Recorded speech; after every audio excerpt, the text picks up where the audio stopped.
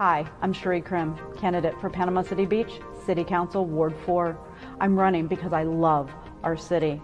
I have the experience and dedication to make a difference here. I believe our government should listen to and work for its people. I will be focusing on our community, our environment, and I will always be an advocate for transparency. On April 21st, vote for me, Cherie. My name is Cherie Krim, candidate for Panama City Beach, City Council, Ward 4. I approve this advertisement. Wow. Hello, everyone. I cannot believe it has been almost 2 years since that election. And I just got to say, running for elected office was amazing. And I would definitely say that to anyone. So thank you so much for joining this evening. My name is Cherie Krim. I am a past political candidate for Panama City Beach City Council, as well as I am the vice president of Democratic Women's Club. I'm on the board of the LGBTQ Center. I'm on the board of the Human Trafficking Task Force for Circuit 14, multiple other boards, things that I do, so much out there. And I believe kindness is our path forward. And the politics here in Bay County, Florida, and the USA doesn't really lead with kindness. And that's why I'm here. I'm here to talk. I'm here to give information because it does matter. The truth matters. Lies and propaganda have been going on for a long time. And I know that we all want to believe what we want to believe, but there is truth versus non-truth. And we have a lot of different things that go on, especially here in the state of Florida around this. So I want to thank everybody for joining in today. And we are going to have a fun show. There's a lot going on. And I want to thank everyone who has sent me a note, watched my video. I'm on TikTok now, so that's really fun. I want to thank everyone because if it wasn't for you, the knowledge needs to get out there. And I thank you for sharing and talking and doing the things that we need to do. So I want to say, I know I've mentioned this many times, but every Floridian deserves the freedom to be healthy, prosperous, and safe. Repeat after me. Every Floridian deserves the freedom to be healthy, prosperous, and safe.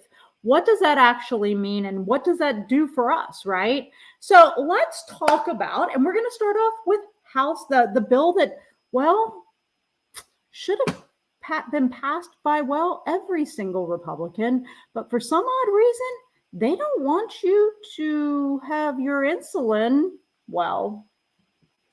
reduced in price. So I'm going to go ahead and I'm going to share with you. I love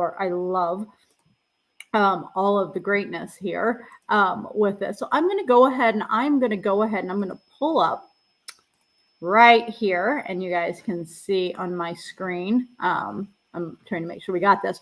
Roll call 102, House Bill HR 6833. So this bill right here, let me make sure, did it switch over? It did not switch over.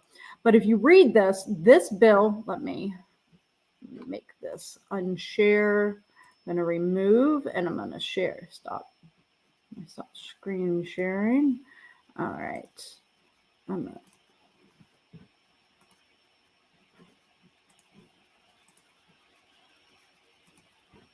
All right. So, Affordable Insulin Now Care Act. What? Affordable Insulin Now Act, right? This went through, and I just can't even. This bill limits cost sharing for insulin under private health insurance and the Medicare prescription drug benefit. Specifically, the bill caps cost sharing under private health insurance for a month's supplies of selected insulin products at $35 or 25% of a plan's negotiated price after any price concessions, whichever is less, beginning in 2023. The bill caps cost sharing in the Medicare prescription drug benefit at $35.23, regardless of whether the beneficiary has reached the annual out-of-pocket threshold, and $235 beginning for 2024 for those who have not reached this threshold. Currently, the Centers for Medicare and Medicaid Services is testing a voluntary model under the Medicare prescription drug benefit in which the copayment for a month's supplies insulin is capped at $35. So, you guys see here, sounds awesome, doesn't it? I mean, don't we all want to have our insulin capped? I mean, can't we agree that medical costs are way too high? Wow. So, yeah. So how did Neil Dunn vote for this amazing bill that would save you here in Bay County money? Are you ready? Do you really want to see it? So as you go down, wow, every single Democrat voted to take down insulin prices. Only 12 Republicans did. So let's go down. Hey, Neil Dunn, your doctor here on the Hill. Why in the heck did you vote nay? Seriously, why would our doctor, Dr. Neil Dunn, vote no to help you here in Bay County, here in our panhandle of Florida, be able to save money? Why would he vote no for that? Why would anybody vote no to lower insulin costs? It doesn't make any sense, y'all. And since, Neil Dunn, our doctor on the Hill, he would rather complain and put on propaganda instead of actually voting to help you. So let's be clear on that, right? Neil Dunn voted no for $35 insulin. Why? Why would he do that? That would be great to know. So, as always, it's great to go over and see what Neil Dunn has to say because, right, Neil Dunn, well, we know he voted no for insulin. I wonder what he has to say this week or the latest week on his Facebook. What is he going to say this week about this? Is he going to mention that he voted no? Or is that even going to come up? I don't know. Let's see. I love watching Neil Dunn. He is always such a fun time here. All right. Where are we? I'm going to share my screen. Pause him real fast because he gets started like the second I open this. So I'm going to go ahead. I'm going to make you full screen, Neil Dunn. We're going to watch what you have to say today. This week, President Biden released a proposed budget that would spend $73 trillion over the next decade, and it fails to address our growing inflation problem. I wish I could say that this was an April Fool's joke, but sadly, it's not. The proposed budget includes $58 trillion in total taxes over the next 10 years, including a $48 billion death tax increase on grieving families, $45,000 in taxpayer-funded benefits available to every illegal immigrant, an average price of $4.27 per gallon at the pump under Biden's anti-American energy agenda. Zero accounting of new White House requests for additional $22 billion in COVID funding. It allows federal funding for sanctuary cities, allows defunding the police, and continued funding of viral research in China. I currently have constituents who are forced to choose between food on their tables or gas to get to work. Biden's budget further exacerbates this problem. Bottom line, Americans can't afford Biden's budget. I'm Neil Dunn, your doctor on the Hill. So, Neil Dunn literally just said that we can't afford gas and food in our area, but yet he voted no on lowering insulin prices. The death tax, that's kind of a fun one that he brings up. There's a lot of loopholes out there around wealth and how the wealthy continue to be wealthy. Yeah, we need to look at those, and you might not like it. Why wouldn't you want to have more taxes paid for by the wealthy, Neil Dunn? I would like to know. And we're going to talk about wealth here, and we're going to talk about the salaries of some of our local officials here soon, because guess what? There was a newspaper article about it. It was really good. So Neil Dunn wants to complain. He literally said gas was for something. Has anybody driven around this weekend? I did. It was down to $3.84. I was like pennies here, 385 pennies. 384.85 cents, right? That actually is what our gas prices is. Now, when I went from over to my side of the town, over to the beach, it was 40 to 45 cents more per gallon just by crossing the bridge, y'all. Seriously. Let's talk about the price gouging, right? Let's talk about when we made oil reserves open here and we added more in. prices should have dropped immediately. They did over on one side of the bridge, but not on the other. Kind of interesting, right? So thank you, Neil Dunn. Illegal immigrants are not getting any more. Wow, just God, can you talk about hate more, please, on that? I don't understand. And you don't want to have additional COVID funding to help people who need shots, maybe their boosters. And nobody wants to defund the police. Let's be clear on defunding of the police is about helping people. It's not about taking away police officers. And nobody in our area has said a word about defunding the police. Thank you, Neil Dunn, for bringing that up. But nobody in our area has brought that up. In fact, I think I remember the mayor saying something on 9/11 about that. Bernanke, he said something, oh, we're not going to defund the police here. Then why continue with the propaganda and lies? We're not doing it here in Bay County. We're not doing it here in our area. Let's worry about our local things, which thank you so much, Neil Dunn, for that great video. And thank you so much for not allowing the people in Bay County to get any type of discount on their insulin, because why would you want to vote yes to help people here in Bay County? So thank you on that. All right. Speaking of, I think I mentioned some propaganda and lies there. We have some big propaganda and lies coming, and it makes me absolutely sick to my stomach to want to show this to you because it is absolutely disgusting. This is the Bay County Republican Roundtable, and this is the post that they have put on their page. In March, Governor Ron DeSantis signed common sense legislation preventing sexual content in Florida classrooms for grades K through 3. What are you talking? Okay. In response, the Walt Disney Company, at the promotion of various left-wing organizations, have expressed their intent to dedicate their content to promoting an extreme left-wing cultural agenda. For April's Republican Roundtable, Joe Bishop will look at the history of the left's push to separate from their parents and promoting a culture of sexualization at an early age. We will also look at how DeSantis is preparing to respond and what else can be done by the Republicans around the country. What can we all just say? That is pure, absolute hate.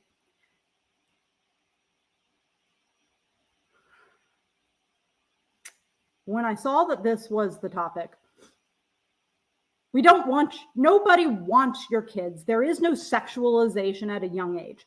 You want to know where there's sexualization at a young age? Can we all be honest? What about all of those little pageants that we make our little girls dress up in and make them look like women? And let's talk about all of the men in our area that keep trying to solicit sex from minors. Dwight Hicks. Do y'all remember that? Dwight Hicks. He got basically away with a slap on the wrist for trying to have sex with a minor. But this is what you want to talk about? The lies and propaganda. There is no sexualization of children at a young age by LGBTQ people. Let's be clear. This is the bullshit that people want you to hear and listen to and think about. This is lies and propaganda. I would like anybody not to go because this is being held at Buster's Boardwalk over on the beach. You know what? Call Buster's and tell them you're mad because this isn't the truth.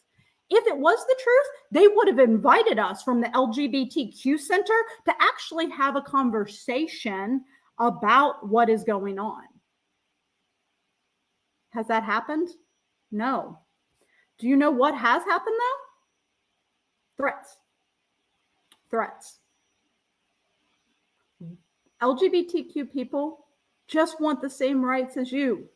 We want to live our freaking lives. Why? Does the hate have to be so strong on this? Are you mad? Are you sad? Are you closet? I mean, what is it? I really want to know because we don't want your kids. We want to provide a safe space for children, unlike you who don't want to do that. Let's be clear on this. All right. And it doesn't help when you go, and got to go to the next page because I love the lies and propaganda here in Bay County because they don't make me upset at all, as you can tell. Let's just go see here. So let's look at more. Ask the candidates. Here you go. Where do you stand on the Disney's response to Governor DeSantis's? Wow. Okay. Both Griff Griffiths and Brian Cloudis have showed who they are. If you vote for these people, you are voting for hate. Let's be clear on that. You are voting for hate. Griffith says, unfortunately, Disney's California corporate structure is sold out to the radical left. It is tragic that the companies most trusted by Americans, parents, oppose Florida legislation to protect parents' rights. The Parental Rights in Education bill simply protects children kindergarten through third grade from being taught or counseled about sexual identity or themes without first notifying a parent. This is common sense legislation that everyone should support. Liar, liar, liar. As a former Disney employee, I no longer even recognize the company I held near and dear to my heart. Disney was founded on family values, and those have been thrown away to appease the far left woke crowd that believes children should be indoctrinated with instruction on sexual orientation and gender identity. I can no longer support this company. I stand firmly with Governor DeSantis. Both of these people are toting a line. Both of these people are toting a false narrative. They are about the hate. And at this point, who wants to run against these two? I can't wait for the primary, but who wants to run against these two? Please tell me. Please. I'd love somebody to run against them. We so need that help. All right. So if you go down, of course, they have their sound off going on. And of course, they're also saying the lies. They want your kids. Nobody freaking wants your kids. Oh, I love this. Great news from Santa. So don't come here trying to change things. We're doing all right here in the sunshine. Oh my God, we are not. Whew. So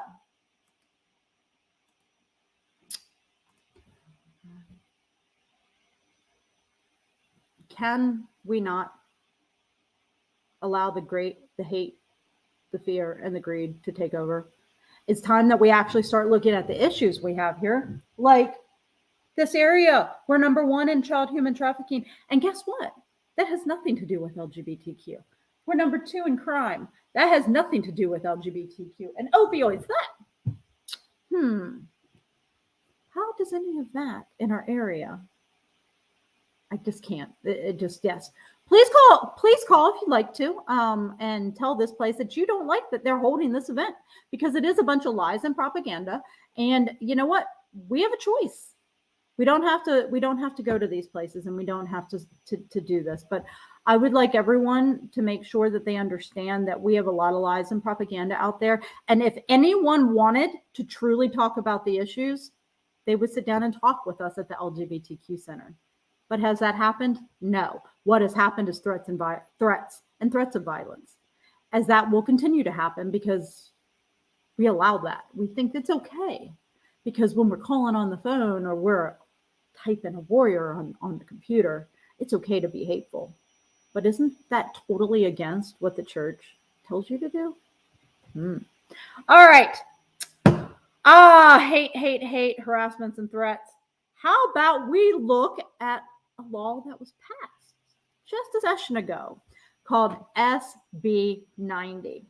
SB 90 was, if you guys, I don't remember if I mentioned it or not, but it was one of the voting laws that was brought up in last session, and that we took them to court pretty immediately about this issue.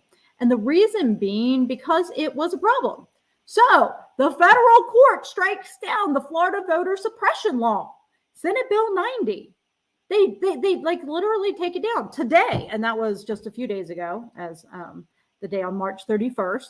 Today, a U.S. federal court struck down key provisions of Florida's Senate Bill 90 that equated to voter suppression.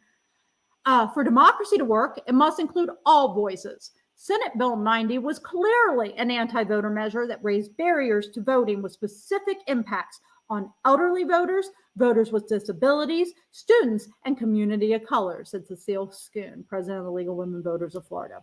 The League is gratified that once again, the constitutional rights of Florida's voters have superseded partisan politics. Yep, partisan politics is what put that in. So let's just read the opinion here because I think it is important that we could go down this path and talk through it. Final order following the bench trial.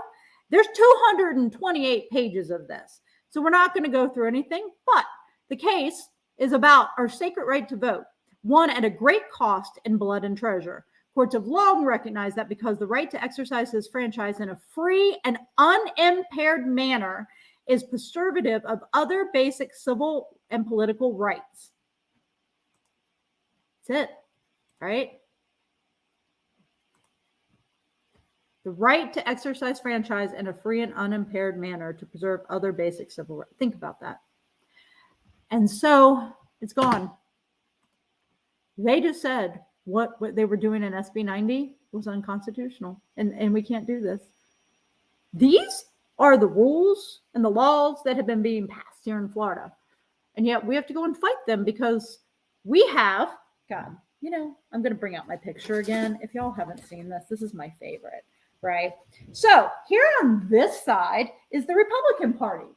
Up here at the top, in the Senate side of things, you will see an enormous amount of people that have no color whatsoever associated with them. And then down here, you're going to find, well, a few little pieces of color and just a few women down here, right? So we've got 1, 2, 3, 4, 5, 6, 7, and then 1, 2, 3, 4, 5, 6, 7, 8, 9, 10, 11, 12, 13, 14, 15, 16. Compared to all of these men. What is the population percentage here in the state of Florida? That would be 50%, 51% are women.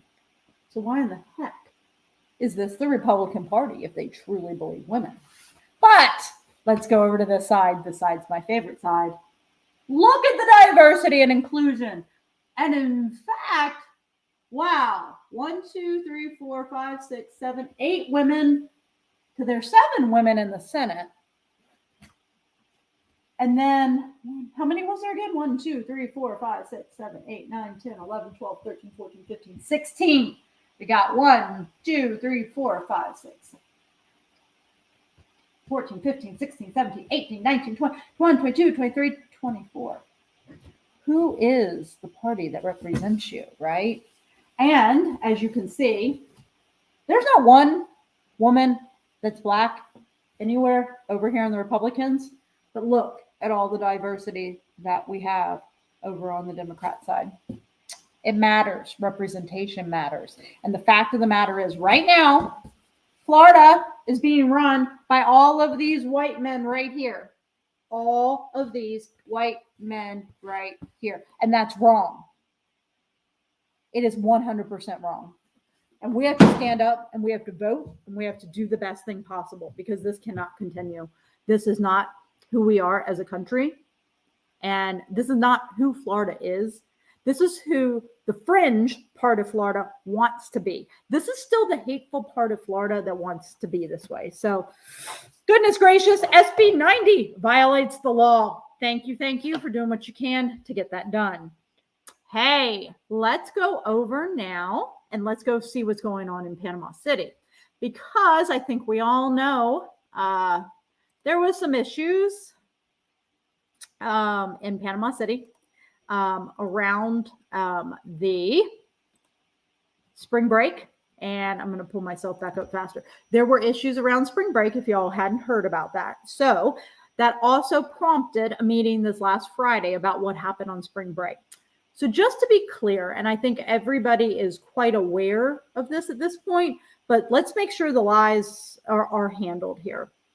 The police 100% knew these people were coming. They were 100% prepared for these people to come. Why do you think we only had one person shoot themselves in the foot, right? One person was shot in the foot. 75 guns. If you haven't watched that press conference, go watch it because I want to thank Chief Telementez for everything because they did an amazing job. So as we go in and let's go ahead and let's start digging in.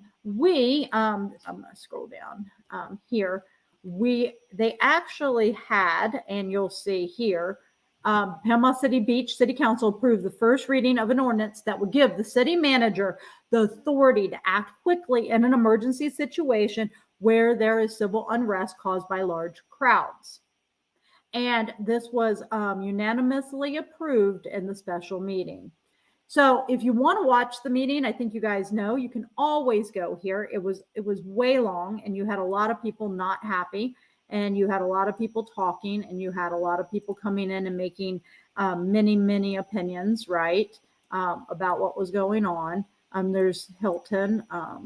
We've got ministers there. Then we've got, where are you? Gotta love backwards going here. All right. Let's listen to some of this. Alert bang. You will be notified the minute that it happens. Yep. But we don't want to have civil unrest either. Because I had too many people tell me, where do I need to bring my gun? And I'm on the way.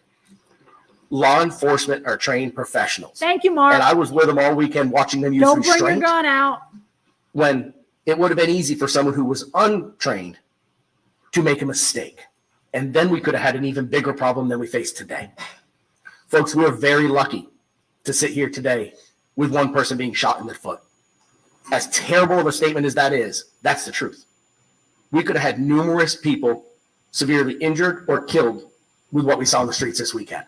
I can't believe We I are said blessed thank you to Mark to Schultz. have the situation we had, Thank you, Mark. the way it turned out. As terrible as that is, it could have been way worse. All right. 75 guns and 75 hand-to-hand interactions with a criminal for someone in our police department or a municipality or mutual aid officer who helped us. Think about that. We're sitting home, we're enjoying our family, and they're out there doing that. So, funny thing, right?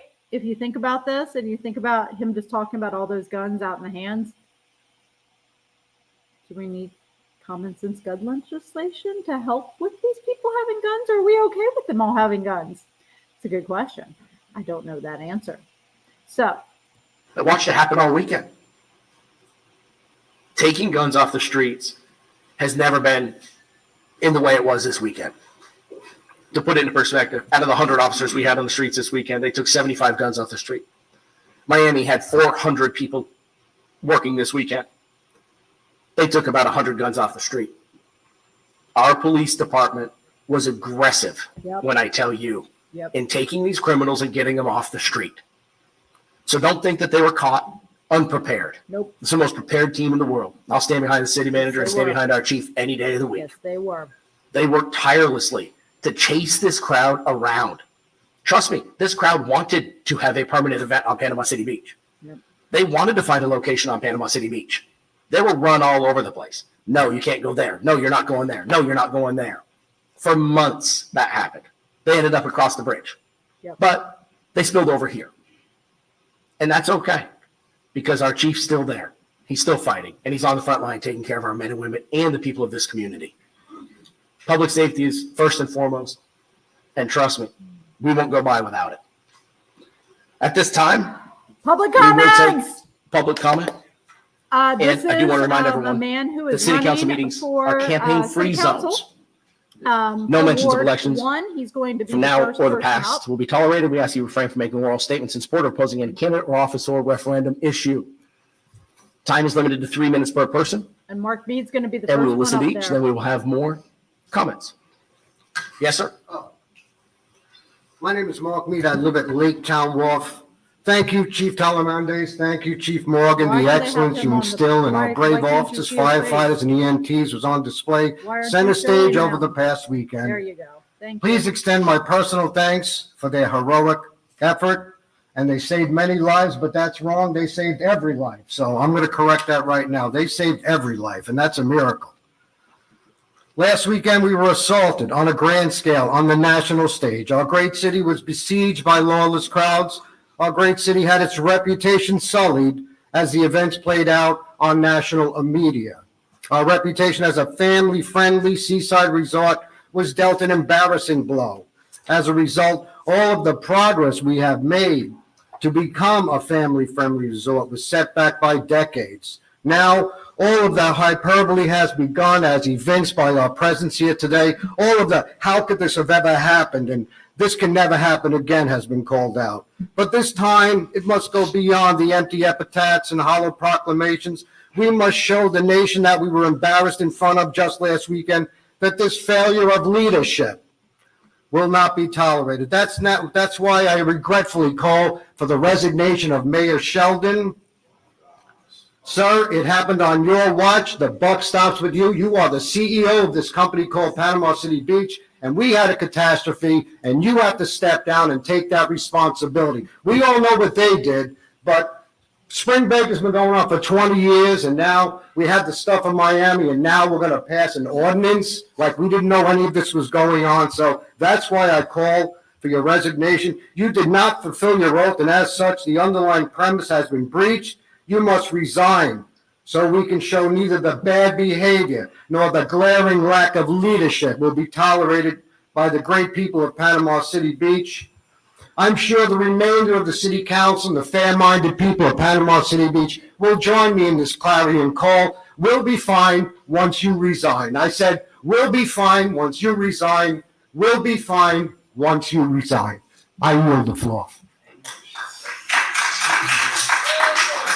I'm sorry, I really don't speak a lot, but you know what? I applaud these people All right. So right here for the fine job they did. thank you. Let me get you off of that. All right. So I love it. I was sitting here looking at something, and I wanna say something. There's somebody who over on my LinkedIn side said this isn't a bill prohibiting LGBTQ rights. It just allows the conversation to take place in the classroom at a more appropriate age. Hate is a strong word. It's hate. Nobody is teaching anything sexual in the schools. Go ask a teacher. But thank you for playing along. I appreciate the comment because it is hate, and it is about trying to make it so LGBTQ people can't even talk about their loved ones. I live here in Florida, and I know the hate, and I know the way it's been. So sorry, I had to jump in on that. I love getting little notes popping up, and I'm like, very interesting. So I want to continue here on Panama City Beach now. We have there is another meeting that they're going to be holding. You guys will see there's a town hall on this Thursday, April the 7th. It is going to talk about the things that are going to be on the ballot. The Citizen Advisory Committee, that they have all of these things that are going to be on your ballot in your election on April 19th. So to be clear, most of the things that they're asking you to vote on are bad. I think the only good one is the first one. That's the only one I would vote yes on, is making the residence requirements from 6 months to a year. Because I honestly think if you're going to run for a state position, you need to live here for 3 to 5 years before you should even run for a state position, Brian Cloudis. I think you need to have spent more time here in the state to understand, but that's not the way it is right now. But I believe that we do need to take it up to a year. That is great. The rest of them, vote no. They're all power grabs because the beach council wants more power. That's how it goes. All right. As somebody just asked, what age children does the bill deal with? So let's be clear on the bill. Let me just stop sharing this, and we're going to go back to the don't say gay bill. The bill says kindergarten through 3rd grade, but we've had so many lawyers look at this at this point. It could be taken across the board through any grade. And that's the key here, is that it's subjective. They tried really hard to add in specific information so that this bill wouldn't be so subjective. But basically, the bill makes it so you can't talk about things. Well, guess what? Nobody was talking about them to begin with. Ask any teacher in Florida if they have talked about anything LGBTQ, sexual orientation, grooming, any of these lies these people have been talking about. They don't talk about it unless the child brings it up usually. Or they might be talking about it if they talk about their spouse. Teachers are now afraid that they're not going to be able to talk about their spouse. That's a problem. But I have something fun at the end. A teacher did a little satire thing, and I've got that at the end. So thank you for joining. This is fun times here in the state of Florida with all of our craziness. So Panama City Beach, make sure you vote in that election.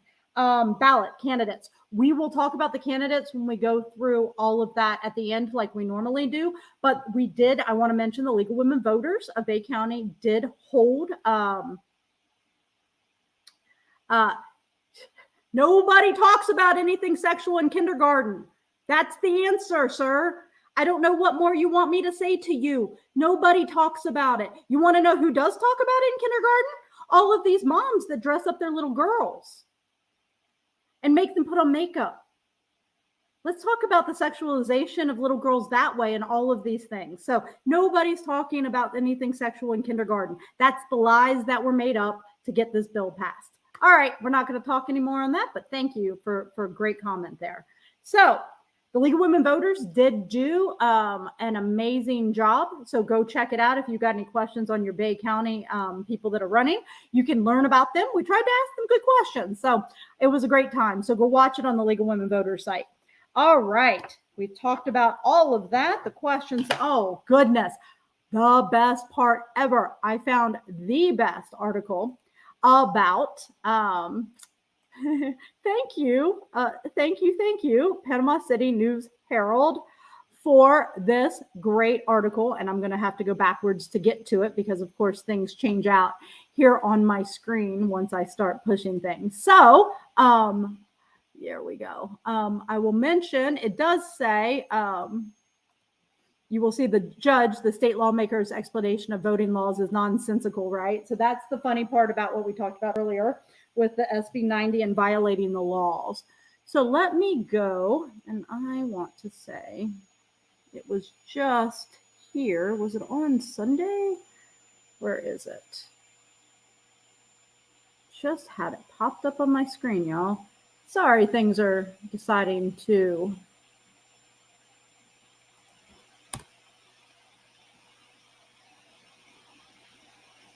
maybe if it wants to pop up. All right, we're going to stop sharing. News Herald doesn't want to bring it up at this point.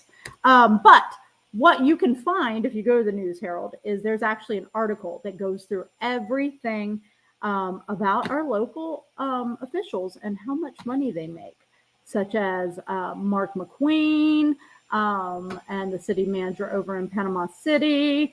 All of those things. It's amazing. I love that they did this and they have it out there. And there we go. Still don't have that Sundays.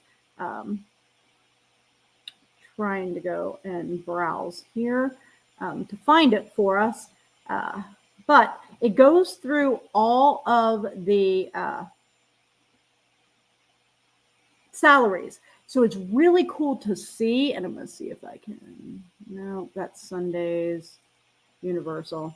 Let me go back here to try to see one more time. Is that on Saturday?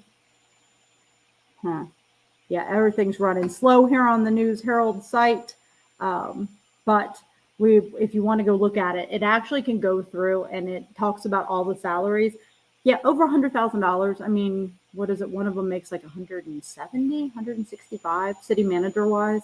It's just crazy the amount of money that that is being made from some of these people. So lawmakers explaining. Is it in that one? I'm still trying to get it to pull up, but it wants to give me, yep, not working there.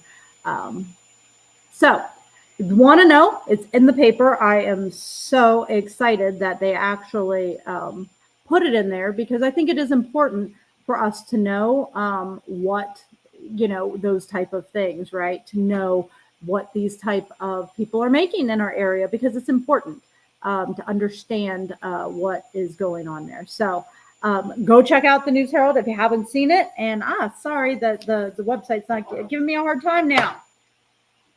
Oh, goodness.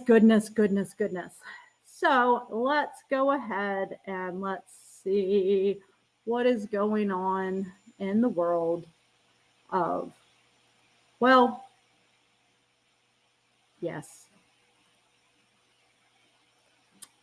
I don't know if you guys saw this.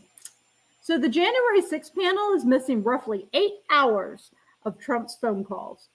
So the House panel investigating the January 6th insurrection at the Capitol has identified a roughly 8-hour gap in official records of then President Trump's phone calls. The gap extends from a little after 11 a.m. to about 6 p.m. We know things happened during that time. During those missing hours, what was going on. The committee focused on Trump's actions that day because he waited hours to tell his supporters to stop the violence.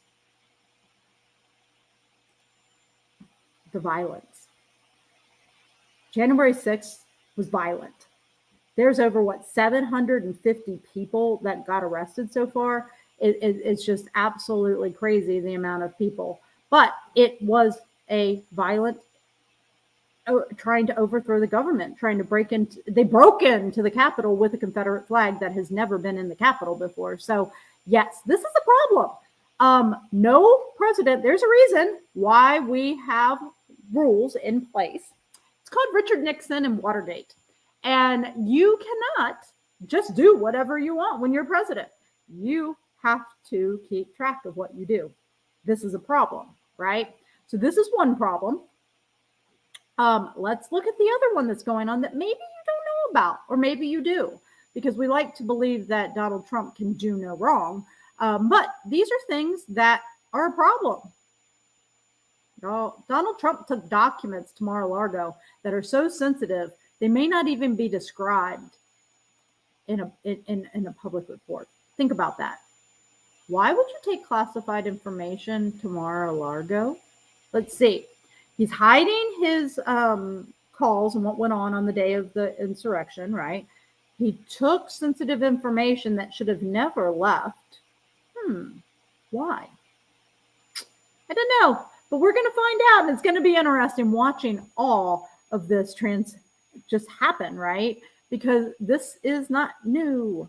This is just getting out there, and we got to make sure we are holding our elected officials accountable. So we know all of that. Next up, local candidates. Love local candidate time. So we are going to share. We're going to go and we are going to see who is running locally. We're going to start here in Bay County, the candidates and committees. We are going to go into our current candidates and finances. All right, everybody can see here on the screen. All right, this is our Municipal Super Tuesday race. What we know, Scott Davis is unopposed in Callaway and has won. You have David Griggs and James Kirkland running for Commissioner 2 in Callaway. You have 3 people running for Mexico Beach Council 4 and 2 running for Group 5. So you have all of these people who are running, and I will tell you, I like the little bit of a race here. All right, next up, we have Paul Casto and Mark Mead. You just saw Mark Mead. But let's go into Paul Casto. I want to see his finances because it's always awesome, because at this point, they have to actually start showing where they're spending their money. And I didn't go through this the last time. So where has Paul spent the majority of his money? Lat 30 Strategic Partners. All of these people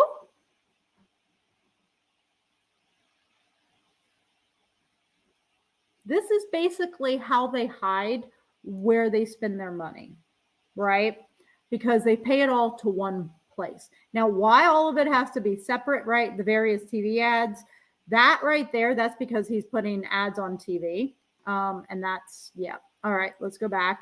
So that was his major expenditure. What was his other major expenditures of the $8,000 back in that one? What did he spend the majority of that in? Oh, Arthur Cullen. I forgot. Yep, Arthur Cullen. Oh yeah, and Lat30 creative printing. Wow, y'all. This is the issue. This really is the issue. It's all going to consultants to do all the work for him, to hide where he's spending the money. And thank you, Arthur Cullen, for being consulting services for him as well. So that is what's going on with Paul Casto. He's the only one spending a large amount of money so far in these races. I'm going to go back. All right. Then we've got over here Jeff McConnell. Oh, he's got 29,000, but he's only spent 12 so far. Let's see. Where's Jeff spending his money? Chris Kramer. Chris Kramer gave him money.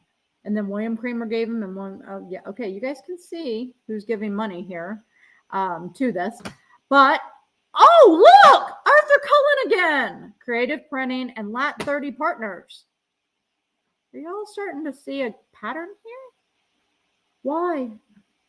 Oh my goodness, these people are just absolutely just so exactly what needs to happen. So, that is who is running. And then Springfield Commissioner 3 and 4, unopposed.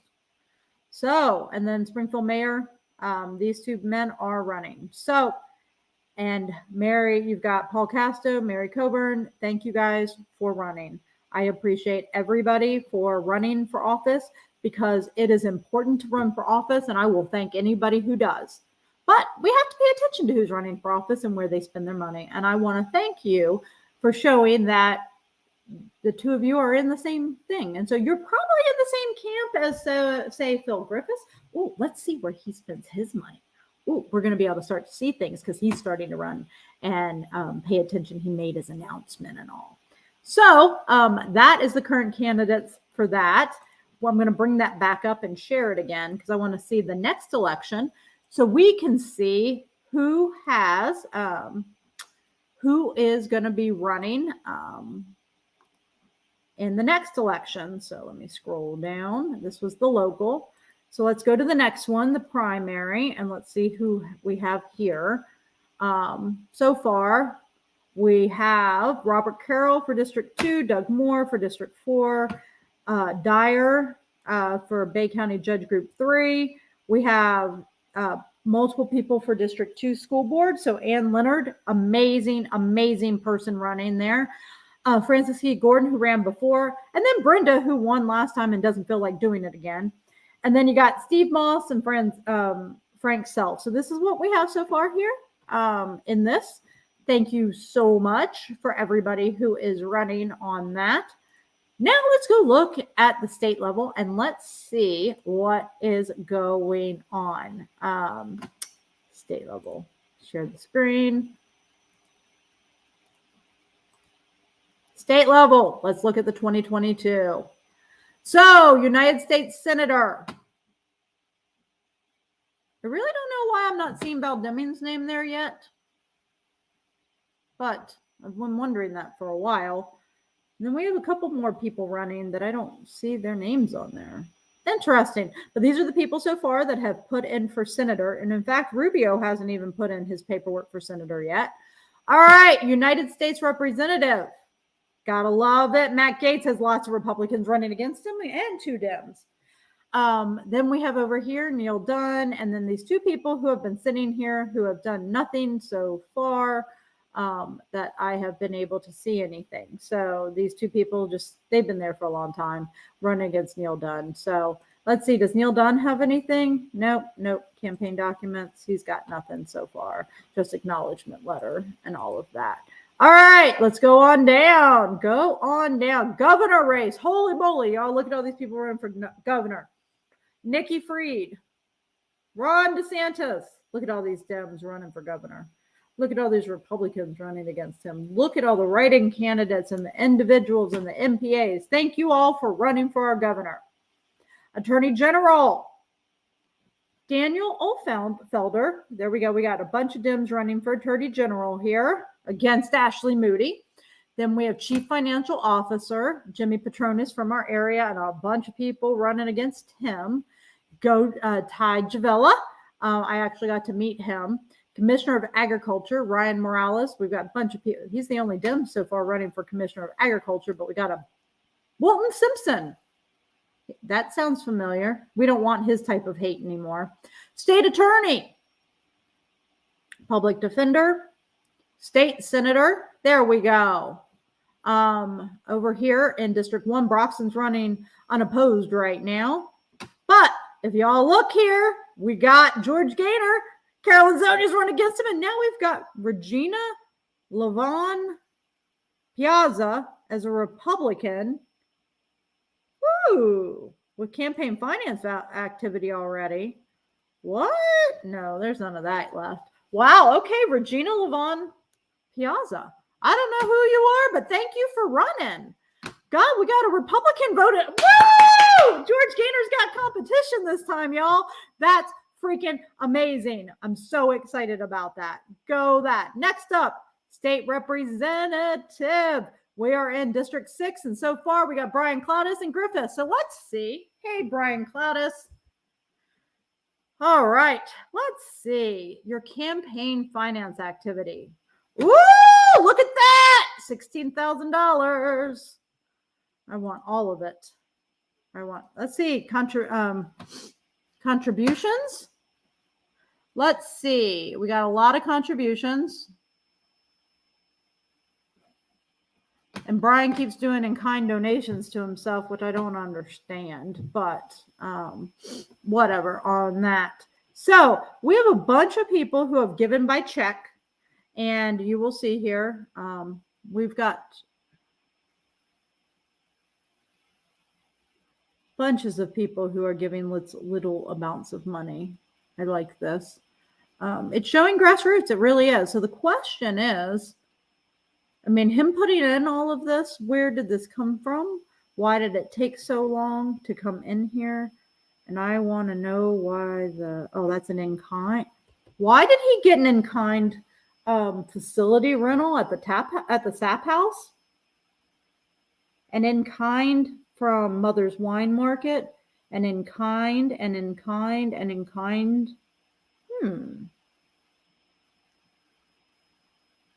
Interesting.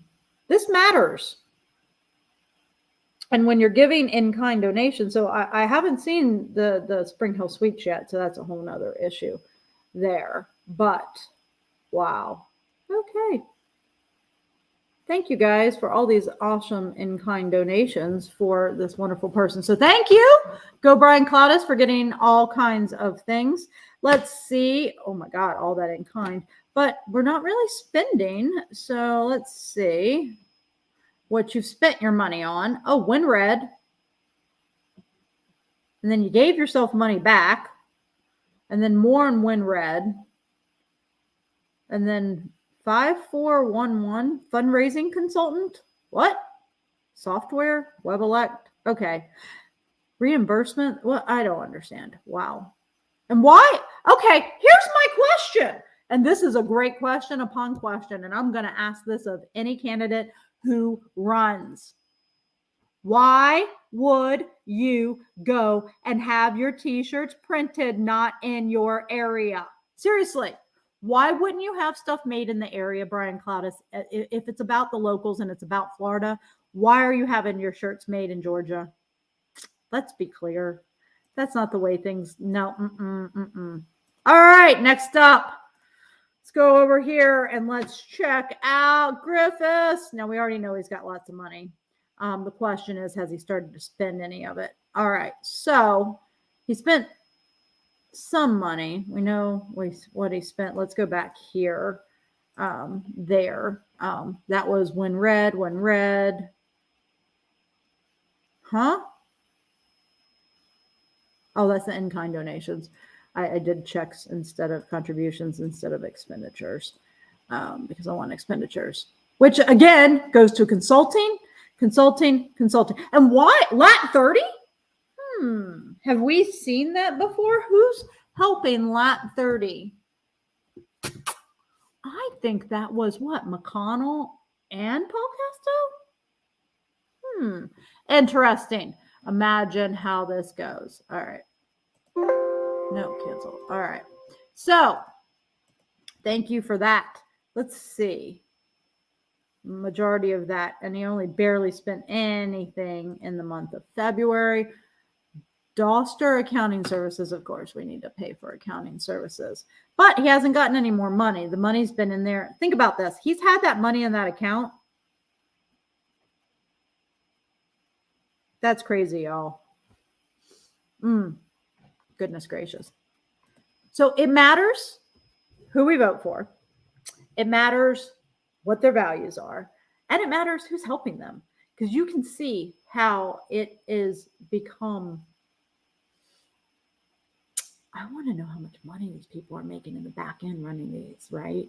Because you don't get to see how much money they're really paying for their advertisements. You're not seeing that because they're going through Lat 30 or through Nevis Media, which we don't have anybody going through Neves right now, which is just interesting. So great time going through this today with y'all. My goodness, it's almost been an hour. There's been a lot of information.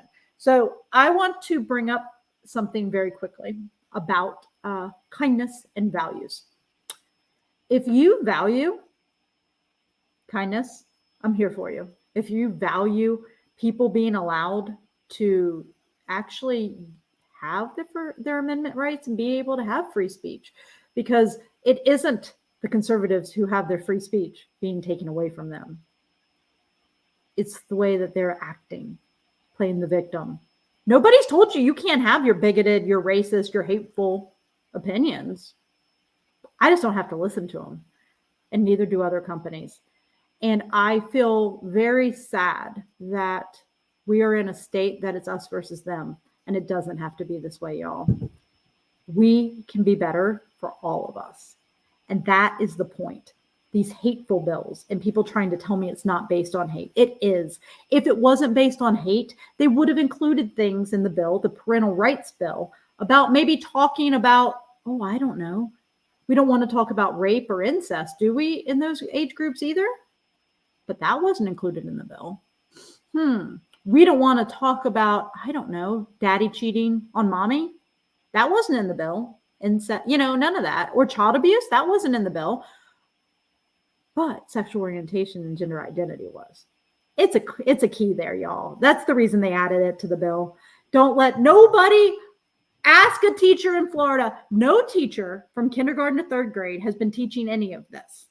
This was a made up problem that they needed to make a law for, to make people what? See how hateful Florida is to LGBTQ people? I don't know. But what I can say is that it's going to go to court, and it is so general that I have to say there was a great letter, and I have to, I think I have it here on my phone. I think I pulled it up on my phone. And it's an amazing letter. You guys can go look it up, and it actually came. Moms for Liberty put out this and literally said about this, because this person wrote a letter, and it's an amazing piece of satire that needs to have us look at it. The Florida House of Representatives has recently ruled that classroom instruction by school personnel or third parties on sexual orientation or gender identity may not occur in kindergarten through third or in a manner appropriate for students. That's where it comes in. To be in accordance with this policy, I will no longer be referring to your student with gendered pronouns. All students will be referred to as they or them. I will no longer use a gendered title such as Mr. or Mrs. or make any references to my husband, wife in the classroom. From now on, I'll be using the non-gendered title mix. Furthermore, I will be removing all books or instructions which refer to a person being a mother, father, husband, or wife, as these are gender identities that also may allude to sexual orientation. Needless to say, all books which refer to a character as he or she will also be removed from the classroom. If you have any concerns about this policy, please feel free to contact me. I can't make this stuff up. Thank you. Thank you for whoever created this. You are making everybody's brain spin right now. Thank you for that. And then I also want to put a big thank you out there for Katie Porter this week. And if you don't know who she is, you need to go watch her on what she talked to all of these. Let's be clear. Health insurance and the medical community has been ripping us off and using us to make profits for many, many years. And she makes that really clear. Because when she starts talking about if we were to expand Medicare for all to everyone and make universal health care, that system wouldn't be advertising. They wouldn't be wasting money on these things that the other institutions are. So if you haven't watched her, go check out her videos. She is freaking amazing, and she knows and really grills these people. So I want to end that every Floridian deserves the freedom to be safe, healthy, and prosperous. And I want you guys to think about, what are your values? Do you value kindness? Do you value treating people with dignity and respect? Or do you value being a bully? Do you value belittling people? Because let me tell you this right now. If you believe in the Bible, where in the Bible does it tell you to be a bully? Where in the Bible does it tell you to discriminate against people? Where in the Bible does it tell you that the white man is superior? Right? Where? Our values matter. If you say you are a godly person and you want to live by the Bible, that means that you need to be kind to everyone. And you need to stop with the hate, fear, and greed, because we have no more time for that in this world. It's time that we do better. So I want to thank everybody for joining me tonight. It was great. And I want to make sure you guys know you can send me questions at any point in time. And I want to thank everybody who started actually giving comments.